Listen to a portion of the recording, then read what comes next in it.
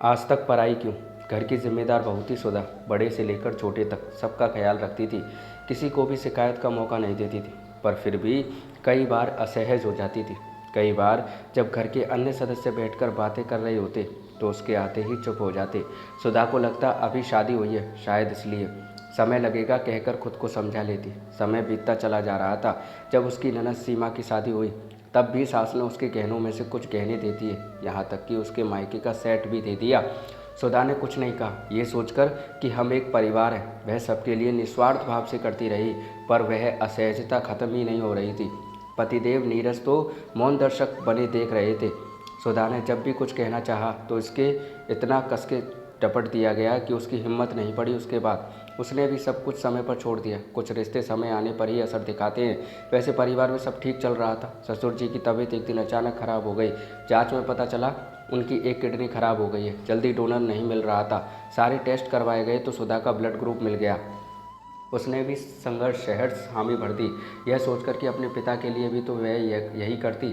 सब लोग उसके आभारी थे और उसकी प्रशंसा भी कर रहे थे, पर वह असहजता अभी भी महसूस करती थी। ससुर जी के मेडिकल का सारा खर्चा नीरज के ऑफिस से वापस मिल जाना था।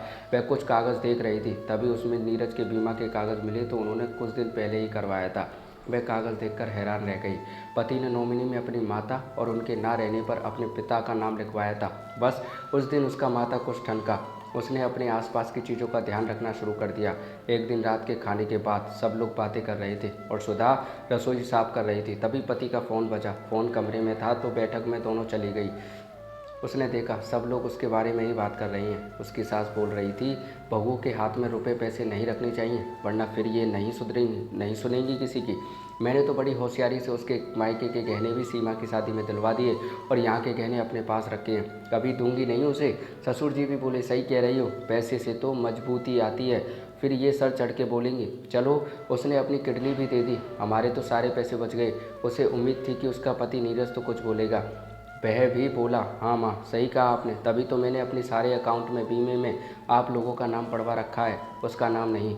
यहाँ तक कि मैंने जो नया मकान खरीदा है वो भी आपकी नाम है, उसका नाम कहीं नहीं लिखवाया। सास ने कहा, हाँ बेटा, बहुएं आती तो दूसरे घर से ही हैं, पता नहीं अपने मायके क्या दे दे, इनको तो खाली ही रहना चाहिए।